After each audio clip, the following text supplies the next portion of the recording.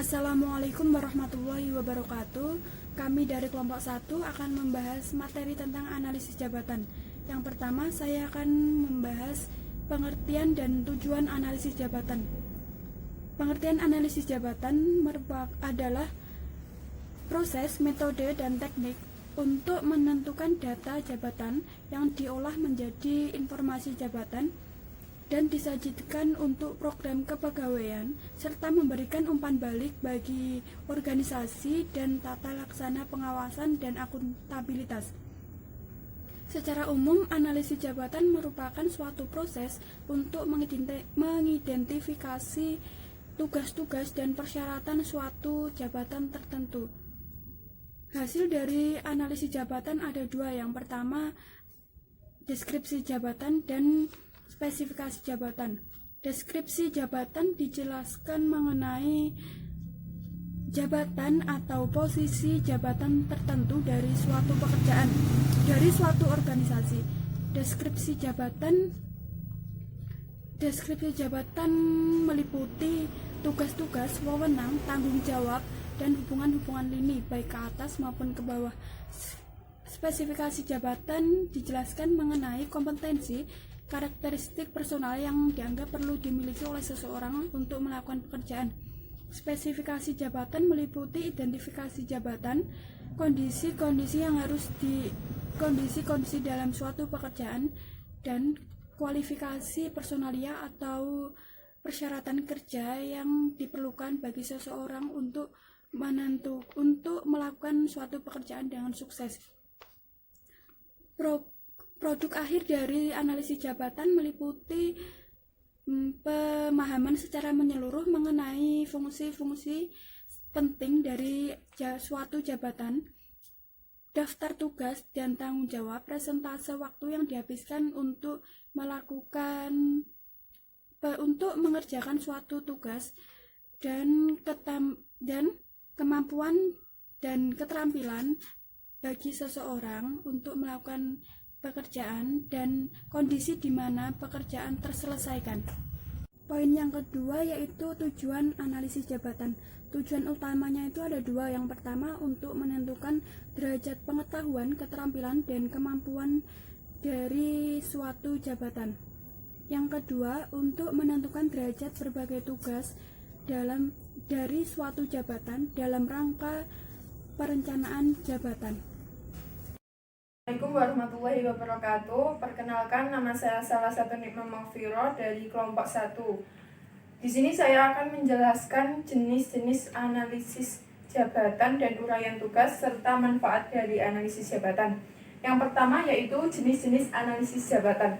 Jenis-jenis analisis jabatan ada 4. Yang pertama adalah spesifikasi jabatan, yang kedua adalah proses melaksanakan jabatan, yang ketiga adalah kompensasi, dan yang terakhir adalah peningkatan kinerja. Spesifikasi jabatan adalah kualifikasi pengelompokan jabatan sesuai dengan pendidikan, kemampuan, keahlian, fisik maupun emosi.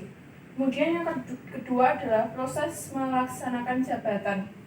Proses melaksanakan jabatan adalah usaha, metode yang digunakan untuk melaksanakan jabatan yang telah ditentukan. Yang ketiga adalah kompensasi. Kompensasi adalah menilai masing-masing jabatan dalam melaksanakan tugas.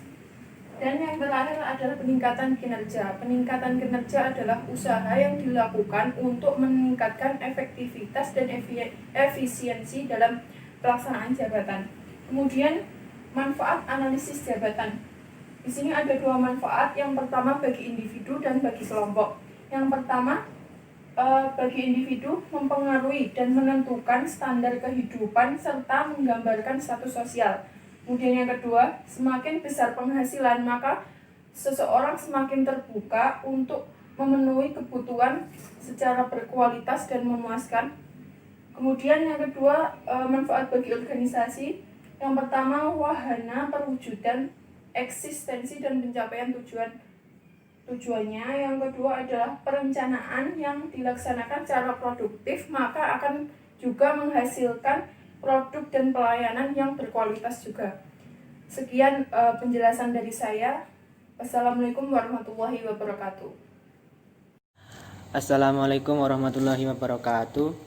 Di sini saya akan menyampaikan poin yang ke E, yaitu teknik analisis jabatan. Teknik analisis jabatan ini biasanya dilakukan oleh pengawas yang telah terlatih dan juga pegawai yang telah senior. Teknik analisis jabatan ini juga memiliki beberapa teknik. Yang pertama itu teknik kuesioner. Teknik ini menetapkan jabatan atas pertanyaan yang telah tertulis di sebuah formulir yang ditulis oleh responden. Teknik ini pun juga memiliki kekurangan dan juga kelebihan. Dan yang kedua yaitu teknik deskriptif naratif.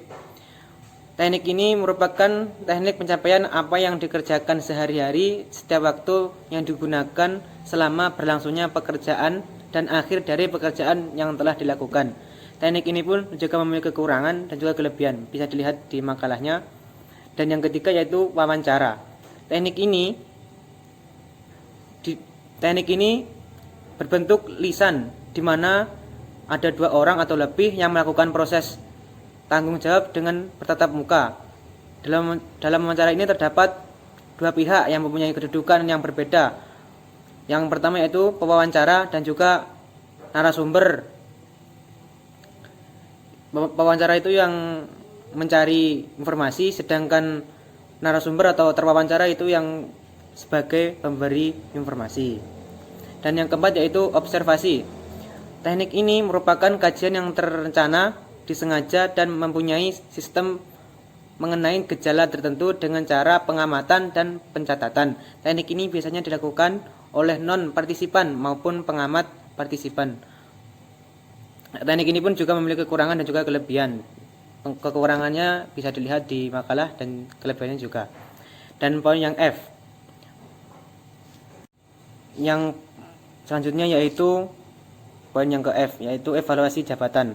Evaluasi jabatan adalah suatu proses yang sistematif dan teratur dalam menentukan nilai suatu jabatan.